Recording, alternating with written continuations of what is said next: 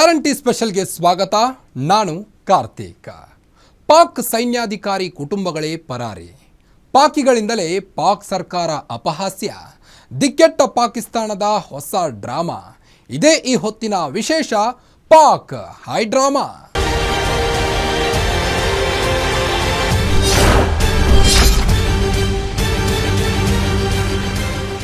ಜಮ್ಮು ಕಾಶ್ಮೀರದ ಪಹಲ್ಗಾಮ್ನಲ್ಲಿ ತಲೆಮಾಸಿದ ಉಗ್ರರು ನಡೆಸಿದ ದಾಳಿಯಲ್ಲಿ ಭಾರತದ 26 ಜನ ಪ್ರಾಣವನ್ನ ಕಳೆದುಕೊಂಡಿದ್ರು.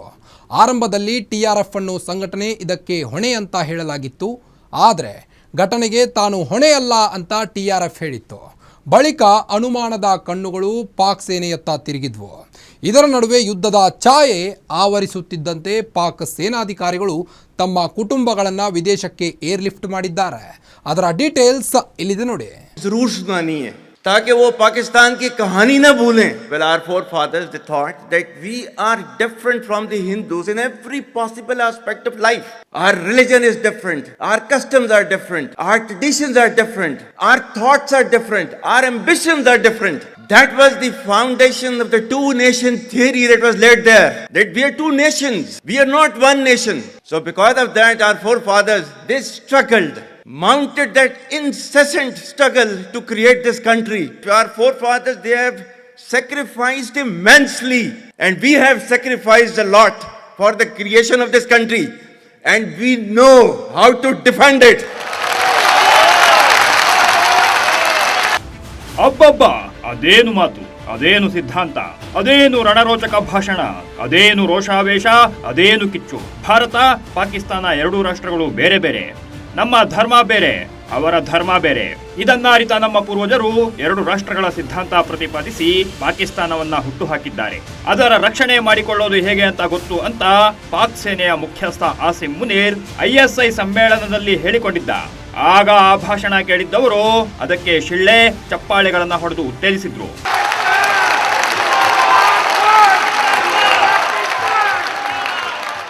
ಜಸ್ಟ್ 10 ಡೇಸ್, ಓನ್ಲಿ 10 ಡೇಸ್ನಲ್ಲಿ ಪಾಕ್ ಸೇನೆಯ ಮುಖ್ಯಸ್ಥ ಭಾರತದ ಸೇನಾಬಲವನ್ನು ನೆನೆದು ಬೆವರಿ ಹೋಗಿದ್ದಾನೆ.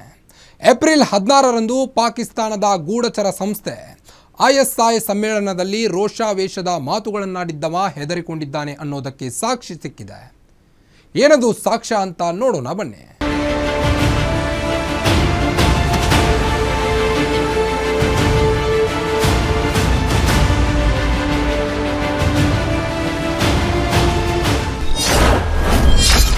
ಹತ್ತೇ 10 ದಿನದಲ್ಲಿ ಹೆದರಿದ್ನ ಪಾಕ್ ಸೇನಾ ಮುಖ್ಯಸ್ಥ. ಯೋಧಕ್ಕೆ ಹೆದರಿ ಕುಟುಂಬಸ್ಥರನ್ನ ವಿದೇಶಕ್ಕೆ ಏರ್ಲಿಫ್ಟ್.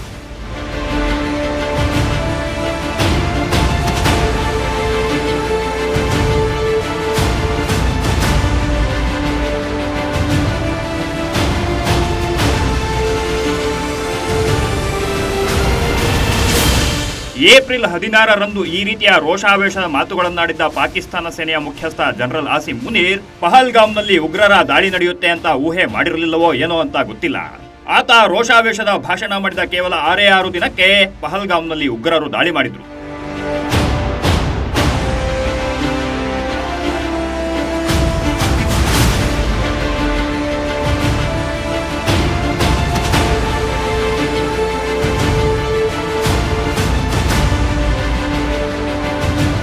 ಪಹಲ್ಗಾಮ್ನಲ್ಲಿ ದಾಳಿ ಮಾಡಿದ ಉಗ್ರರು ಧರ್ಮವನ್ನ ಕೇಳಿ ಹತ್ಯೆ ಮಾಡಿದ್ದಾರೆ.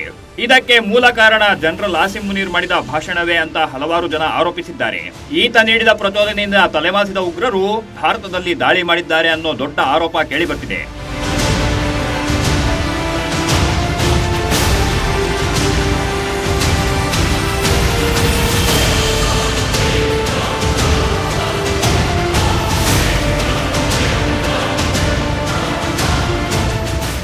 ಪಹಲ್ಗಾಮ್ ಉಗ್ರರ ದಾಳಿಗೆ ಜನರಲ್ ಆಸಿಮ್ ಮುನೀರ್ ಮಾಡಿರುವ ಭಾಷಣವೇ ಮುಖ್ಯ ಕಾರಣ ಅನ್ನೋ ಆರೋಪ ಕೇಳಿಬಂದಿದೆ.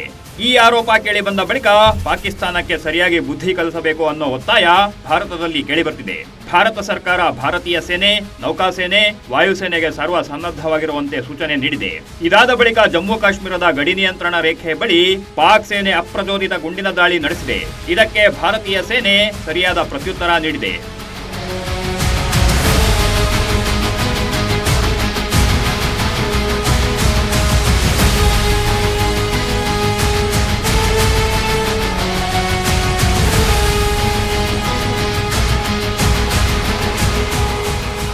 ಇದರ ನಡುವೆ ಎರಡು ದೇಶಗಳಲ್ಲಿ ಯುದ್ಧದ ಛಾಯೆ ಆವರಿಸಿದೆ. ಯುದ್ಧ ಭೀತಿ ಆರಂಭವಾಗ್ತಿದ್ದಂತೆ ಪಾಕ್ ಸೇನೆ ಮುಖ್ಯಸ್ಥ ಜನರಲ್ ಆಸಿಮ್ ಮುನೀರ್ ಸೇರಿ ಹಲವು ಹಿರಿಯ ಅಧಿಕಾರಿಗಳು ತಮ್ಮ ಕುಟುಂಬಗಳನ್ನ ವಿದೇಶಕ್ಕೆ ಏರ್ಲಿಫ್ಟ್ ಮಾಡಿಸಿದ್ದಾರೆ.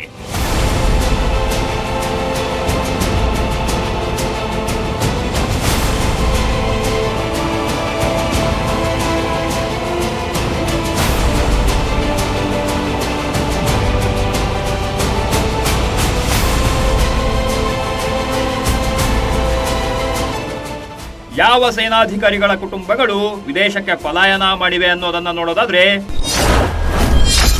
ಪಾಕಿಸ್ತಾನ ಸೇನಾ ಮುಖ್ಯಸ್ಥ general Asim Munir, inter services ಸಾರ್ವಜನಿಕ ವ್ಯವಹಾರಗಳ DG lieutenant general Asim Malik, staff ಸಮಿತಿ ಜಂಟಿ ಮುಖ್ಯಸ್ಥರ ಅಧ್ಯಕ್ಷ ಜನರಲ್ ಸಾಹಿರ್ ಶಂಸದ್ ಮಿರ್ಜಾ ಕುಟುಂಬಗಳು ವಿದೇಶಕ್ಕೆ ಪಲಾಯನ ಮಾಡಿವೆ.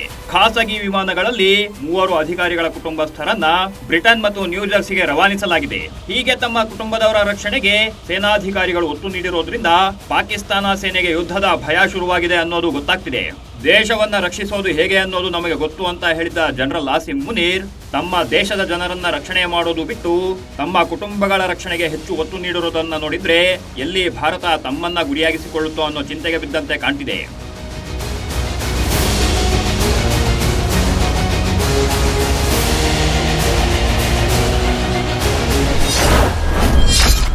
ಪಲಾಯನದ ನಡುವೆ ಅಣುಬಾಂಬ್ ಬಳಕೆಯ ವಾರ್ನ್.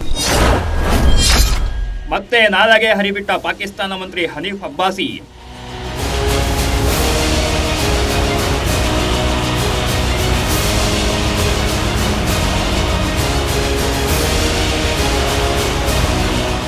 ಒಂದು ಕಡೆ ಪಾಕಿಸ್ತಾನದ ಸೇನಾಧಿಕಾರಿಗಳು ಯುದ್ಧದ ಭಯದಲ್ಲಿ ತಮ್ಮ ಕುಟುಂಬಗಳನ್ನು ವಿದೇಶಕ್ಕೆ ಕಳಿಸುತ್ತಿದ್ದಾರೆ.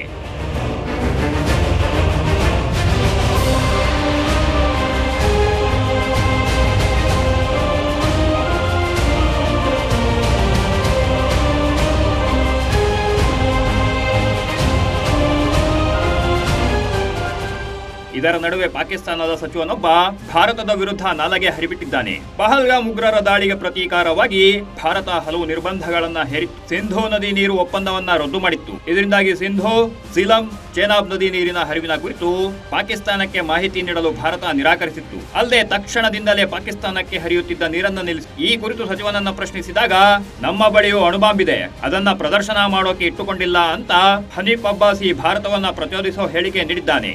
ಆತ ಏನು ಹೇಳಿದ್ದಾನೆ ನೋಡಿ. उन्होंने कह दिया ना कि अगर हमारा पानी बंद करेंगे तो फिर जंग के लिए तैयार हो जाएं। ये जो गोरी, शहीन, गजनवी, ये चौकों में सजाने के लिए नहीं हमने रखे हुए, ये हमने हिंदुस्तान के लिए रखे हैं बाबा। ये जो 130 एटॉमिक हमारे पास वेपन है वो हमने सिर्फ मॉडल बनाने के लिए नहीं रखे हुए।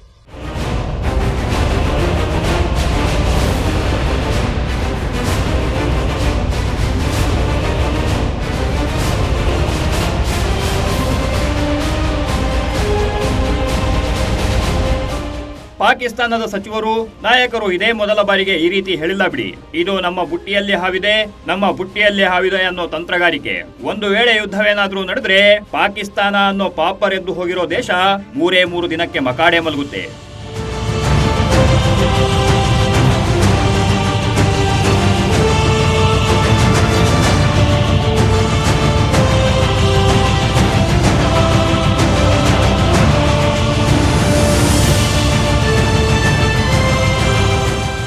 ಪಾಕಿಸ್ತಾನದ ಬಳಿ ಘೋರಿ, ಘಜ್ನವಿ, ಶಾಹಿನ್ ಕ್ಷಿಪಣಿಗಳಿರಬಹುದು. ಹೀಗಂತ ಭಾರತವೇನು ಹೆದರಿ ಕೂರಲ್ಲ. ನಮ್ಮ ಬಳಿ ಕ್ಷಿಪಣಿಗಳನ್ನ ಆಗಸದಲ್ಲಿಯೇ ಹೊಡೆದುರುಳಿಸುವ ವ್ಯವಸ್ಥೆ ಇದೆ ಅನ್ನೋದನ್ನ ಈ ಹನೀಫ್ ಅಬ್ಬಾಸಿ ಮರೆತು ಹೋದಂತಿದೆ. ಭಾರತ, ಇಸ್ರೇಲ್ ಸ್ನೇಹಕ್ಕೆ ಗುರುತಾದ ಅವ್ಯಾಕ್ಸ್ ನಮ್ಮ ಬಳಿ ಇದೆ. ಒಂದು ವೇಳೆ ಯಾವುದೇ ದೇಶ ಭಾರತದ ವಿರುದ್ಧ ಕ್ಷಿಪಣಿಗಳನ್ನ ಹಾರಿಸಿದ್ರೆ ಈ ಅವ್ಯಾಕ್ಸ್ ಅದನ್ನ ಆಗಸದಲ್ಲಿಯೇ ಹೊಡೆದುರುಳಿಸುತ್ತೆ.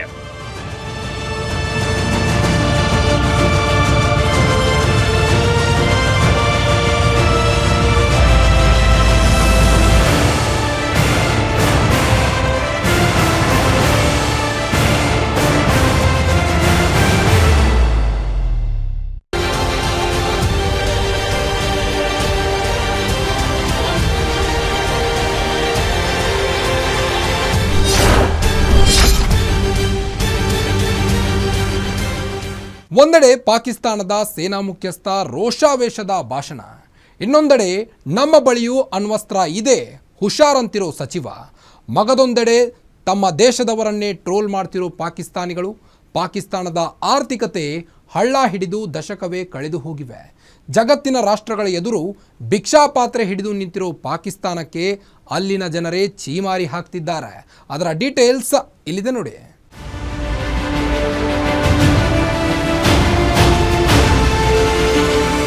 ಭಾರತ ಪಾಕಿಸ್ತಾನದ ನಡುವೆ ಯುದ್ಧದ ಛಾಯೆ ಆವರಿಸಿದ್ರೆ ಹೇಗಿರುತ್ತೆ ಅನ್ನೋದು ಎಲ್ಲರಿಗೂ ಗೊತ್ತಿರೋ ವಿಚಾರ.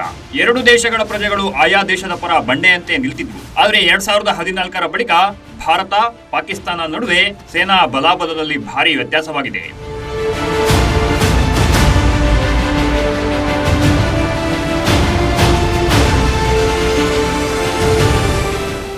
ಎರಡ್ 2014ಕ್ಕೂ ಮೊದಲು ಪಾಕ್ ಪ್ರೇರಿತ ಉಗ್ರರು ಭಾರತದ ಹಲವೆಡೆ ದೀಪಾವಳಿ ಪಟಾಕಿಯಂತೆ ಬಾಂಬ್ಗಳನ್ನ ಸಿಡಿಸುತ್ತಿದ್ರು. ಆದ್ರೆ ನರೇಂದ್ರ ಮೋದಿ ಪ್ರಧಾನಿಯಾದ ಬಳಿಕ ಉಗ್ರರ ಆಟಾಟೋಪಕ್ಕೆ ಬ್ರೇಕ್ ಬಿದ್ದಿದೆ. ಜಮ್ಮು ಕಾಶ್ಮೀರದ ಗಡಿ ದಾಟಿ ಬರೋಕೆ ಉಗ್ರರು ಹೆದರ್ತಿದ್ದಾರೆ.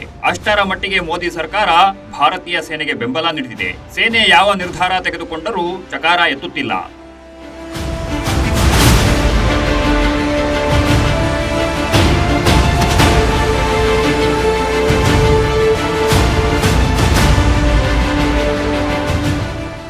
ಎರಡು 2016ರಲ್ಲಿ ಉರಿಯ ಸೈನಿಕ ಶಿಬಿರದ ಮೇಲೆ ಉಗ್ರರು ದಾಳಿ ನಡೆಸಿದರು. ಇದಕ್ಕೆ ಪ್ರತಿಯಾಗಿ ಭಾರತೀಯ ಸೇನೆ ಸರ್ಜಿಕಲ್ ಸ್ಟ್ರೈಕ್ ನಡೆಸಿ ಪಾಕ್ ಪ್ರೇರಿತ ಉಗ್ರರನ್ನ ಹೆಕ್ಕಿ ಕೊಂದು ಹಾಕಿತ್ತು.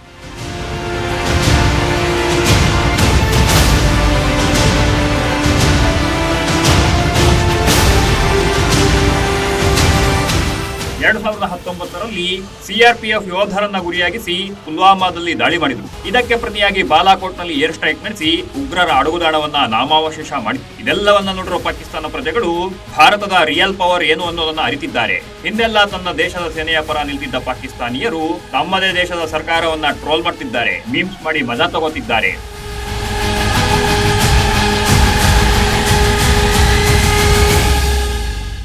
ಪಾಕಿಸ್ತಾನಿಯರು ಹೀಗೆ ತಮ್ಮದೇ ದೇಶದ ಸರ್ಕಾರದ ವಿರುದ್ಧ ಟ್ರೋಲ್ ಮಾಡ್ತಿರೋದು ಯಾಕೆ ಅನ್ನೋದನ್ನ ವ್ಯಕ್ತಿಯೊಬ್ಬ ನೀಡಿರೋ ಹೇಳಿಕೆಯಿಂದಲೇ ಗೊತ್ತಾಗುತ್ತೆ. ಪಾಕಿಸ್ತಾನದ ಆರ್ಥಿಕತೆ ಹಳ್ಳ ಹಿಡಿದು ಹೋಗಿದೆ. ಹಣದುಬ್ಬರ ಹಿಡಿತಕ್ಕೆ ಸಿಗ್ತಿಲ್ಲ. ಜಗತ್ತಿನ ರಾಷ್ಟ್ರಗಳ ಎದುರು ಪಾಕಿಸ್ತಾನ ಭಿಕ್ಷಾಪಾತ್ರೆ ಹಿಡಿದು ಅಲಿಯುತ್ತಿದೆ. ಇದೆಲ್ಲವನ್ನ ನೋಡಿ ಅಲ್ಲಿನ ಜನ ಬೇಸತ್ತು ಹೋಗಿದ್ದಾರೆ. 4-5 सालों में हम सारे पाकिस्तानी चांद पे पहुंच जाएंगे। ये कैसी बात की आप? ये ऐसी बात है, चांद पे आपको ये फूड, गिजा, मिठाई, ऑक्सीजन, हवा, पानी, बिजली, ये चीजें वहाँ पे नहीं मिलेंगी। नहीं मिलती जी। तो और 4-5 सालों में आपको ये पाकिस्तान में भी नहीं मिलेंगी। जंगें होती हैं भरे हुए पेट के साथ। अच्छा, समझ आए? जंगें फिर भी बात सुने, आप गजवा ही छोड़े। इस टाइम जो पाकिस्तान की सूरत हाल है, अच्छा। गुर्बत देख लें, एजुकेशन देख लें, टेक्नोलॉजी देख, वेपन है हमारे पास। अच्छा। इस टाइम जो कोई छोटी मोटी जंग गजवा हिंद को छोड़े वो बहुत बड़ी बात है। अच्छा। छोटी मोटी जंग भी लग जाए अगर, तो हमारे तो यहाँ पे कर्जे ही नहीं हमसे पूरे हो रहे। हमने अच्छा। वेपन्स कहाँ से पूरे ले? ಸಾಮಾಜಿಕ ಜಾಲತಾಣಗಳಲ್ಲಿ ಸರ್ಕಾರದ ವಿರುದ್ಧ ಟ್ರೋಲ್. ನಮ್ಮ ಸರ್ಕಾರವೇ ಮುಗಿಸುತ್ತೆ, ಭಾರತೀಯ ಸೇನೆ ಬೇಕಿಲ್ಲ.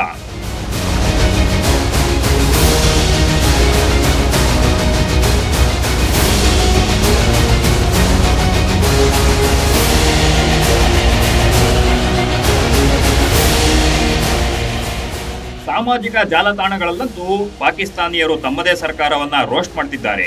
ಯುದ್ಧ ಅನ್ನೋ ದೊಡ್ಡ ಮಾತುಗಳನ್ನ ಬಿಡಿ, ಒಂದು ವೇಳೆ ಭಾರತವೇನಾದ್ರೂ ಯುದ್ಧ ಆರಂಭಿಸಿದ್ರೆ ನಮ್ಮ ಕತೆ ಮುಗಿಯುತ್ತೆ ಅಂತ ಎಚ್ಚರಿಕೆ ನೀಡಿದ್ದಾರೆ. ಇದರ ಜೊತೆಗೆ ತರಹೇವಾರಿ ಮಿಮ್ಸ್ಗಳು ಕೂಡ ಹರಿದಾಡ್ತಿವೆ. 1960ರ ಸಿಂಧೂ ನದಿ ನೀರು ಒಪ್ಪಂದ ರದ್ದುಗೊಳಿಸಿದ ಕುರಿತ ಮೀಮ್ ಭಾರಿ ವೈರಲ್ ಆಗಿದೆ. ನನ್ನ ಕಣ್ಣೊಳಗೆ ಸಾಬೂನು ಹೋಗಿದೆ, ಭಾರತೀಯರೇ ದಯವಿಟ್ಟು ನೀರು ಕೊಡಿ ಅಂತ ವ್ಯಕ್ತಿಯೊಬ್ಬ ಕೇಳ್ತಿರೋ ಮೀಮ್ ಸೋಷಿಯಲ್ ಮೀಡಿಯಾದಲ್ಲಿ ಜೋರು ಸದ್ದು ಮಾಡ್ತಿದೆ.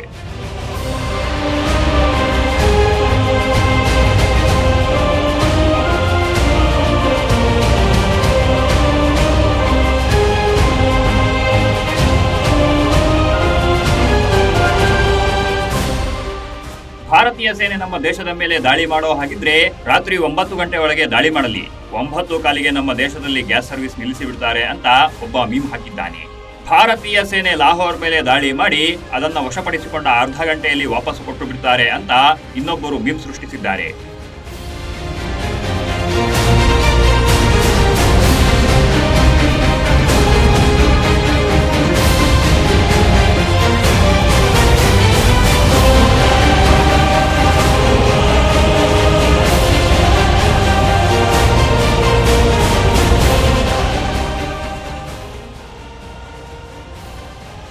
ಭಾರತೀಯರು ನಮ್ಮ ಮೇಲೆ ಬಾಂಬ್ ಹಾಕುವ ದಡ್ಡತನ ಮಾಡ್ತಾರಾ ಅಂತ ಒಬ್ಬಾತ ಪ್ರಶ್ನಿಸಿದ್ದ.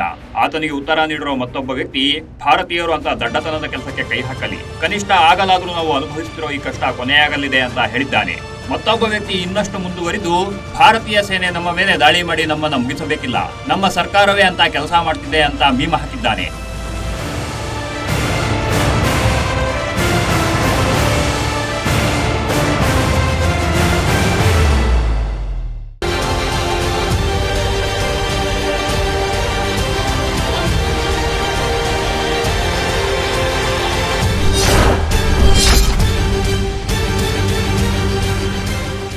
ಇಷ್ಟು ದಿನ ತನ್ನ ದೇಶದಲ್ಲಿ ಯಾವ ಭಯೋತ್ಪಾದಕರಿಗೂ ಜಾಗ ನೀಡಿಲ್ಲ ಅಂತ ಪಾಕಿಸ್ತಾನ್ ಹೇಳಿಕೊಳ್ಳುತ್ತಿತ್ತು. ಆದರೆ ಪಹಲ್ಗಾಮ್ನಲ್ಲಿ ಉಗ್ರರು ಧರ್ಮ ಕೇಳಿ ಜನರನ್ನು ಹತ್ಯೆ ಮಾಡಿದ ಬಳಿಕ ಅದರ ಮುಖವಾಡ ಕಳಚಿ ಬಿದ್ದಿದೆ. ಜಗತ್ತಿನ ಎದುರು ಉಗ್ರರನ್ನು ಘೋಷಣೆ ಮಾಡ್ತಿರೋರು ಯಾರು ಅನ್ನೋದು ಬಯಲಾಗಿದೆ. ಇದೇ ಕಾರಣಕ್ಕೆ ಅಮೆರಿಕದ ಮಾಜಿ ಅಧಿಕಾರಿಯೊಬ್ಬರು ಪಾಕಿಸ್ತಾನವನ್ನು ಉಗ್ರ ರಾಷ್ಟ್ರ ಅಂತ ಘೋಷಿಸಲು ಒತ್ತಾಯಿಸಿದ್ದಾರೆ. ಅದರ ಡೀಟೇಲ್ಸ್ ಇಲ್ಲಿದೆ ನೋಡಿ.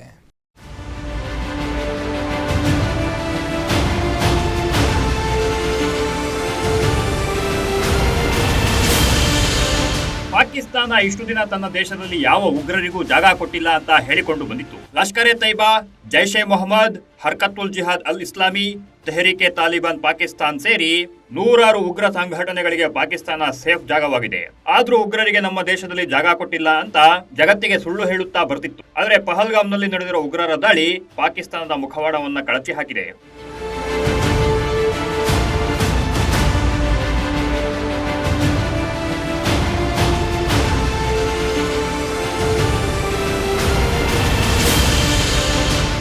ನಿಜವಾಗಿಯೂ ಉಗ್ರರಿಗೆ ಜಾಗ ಕೊಟ್ಟಿರೋದು ಯಾರು ಅನ್ನೋದು ಇಡೀ ಜಗತ್ತಿಗೆ ಗೊತ್ತಾಗುವ ಹಾಗೆ ಮಾಡಿದೆ. ಪಾಕಿಸ್ತಾನದ ವಿರುದ್ಧ ಭಾರತ ಈ ಹಿಂದಿನಿಂದಲೂ ಹಲವು ಸಾಕ್ಷ್ಯಗಳನ್ನ ನೀಡಿತು. ಪಾಕಿಸ್ತಾನ ಉಗ್ರರ ಸ್ವರ್ಗ ಅಂತ ಹೇಳಿದ್ರು ಪಾಕ್ ನಾಯಕರು ಅದನ್ನು ನಿರಾಕರಿಸುತ್ತಾ ಬರ್ತಿದ್ರು.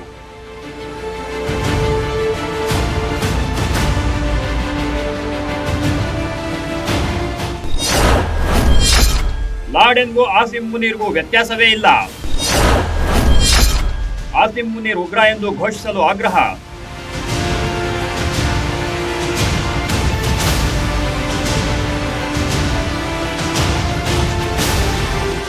ಪಹಲ್ಗಾಮ್ ದಾಳಿ ಬಳಿಕ ಭಾರತದ ಪರ ಹಲವಾರು ದೇಶಗಳು ನಿಂತಿವೆ. ಇದೇ ರೀತಿ ಅಮೆರಿಕದ ರಕ್ಷಣಾ ಇಲಾಖೆ ಪೆಂಟಗನ್ನಲ್ಲಿ ಅಧಿಕಾರಿಯಾಗಿದ್ದ ಮೈಕೆಲ್ ರುಬಿನ್ ಭಾರತಕ್ಕೆ ಸಲಹೆ ನೀಡಿದ್ದಾರೆ. ಒಸಾಮಾ ಬಿನ್ ಲಾಡೆನ್ಗೂ ಪಾಕ್ ಸೇನೆ ಮುಖ್ಯಸ್ಥ ಆಸಿಮ್ ಮುನೀರ್ಗೂ ಯಾವುದೇ ವ್ಯತ್ಯಾಸವಿಲ್ಲ. ಆಸಿಮ್ ಮುನೀರ್ನನ್ನ ಜಾಗತಿಕ ಉಗ್ರ ಅಂತ ಘೋಷಿಸಲು ವಿಶ್ವಸಂಸ್ಥೆ ಅಮೆರಿಕದ ಮೇಲೆ ಒತ್ತಡ ಹೇರಿ ಅನ್ನೋ ಸಲಹೆಯನ್ನ ನೀಡಿದ್ದಾರೆ. The only difference between Osama bin Laden and Asif Munir is Osama bin Laden lived in a cave and Asif Munir lives in a palace. But beyond that, the two are the same, and their end should also be the same.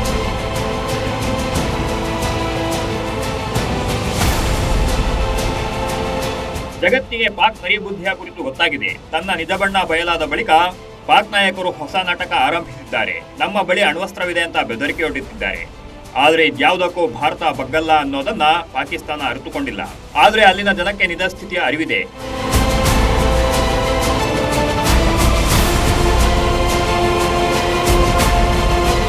ಹೀಗಾಗಿಯೇ ತಮ್ಮದೇ ದೇಶದ ಸರ್ಕಾರ ಸೇನೆಯ ವಿರುದ್ಧ ಆಕ್ರೋಶ ವ್ಯಕ್ತಪಡಿಸುತ್ತಿದ್ದಾರೆ. ತಮ್ಮ ದೇಶದ ಜನರನ್ನ ವಿಶ್ವಾಸಕ್ಕೆ ತೆಗೆದುಕೊಳ್ಳೋಕೆ ಅಲ್ಲಿನ ಸರ್ಕಾರ ಮತ್ತು ಸೇನೆ ಎರಡೂ ವಿಫಲವಾಗಿದೆ ಅನ್ನೋದು ಇದರಿಂದ ಗೊತ್ತಾಗ್ತಿದೆ.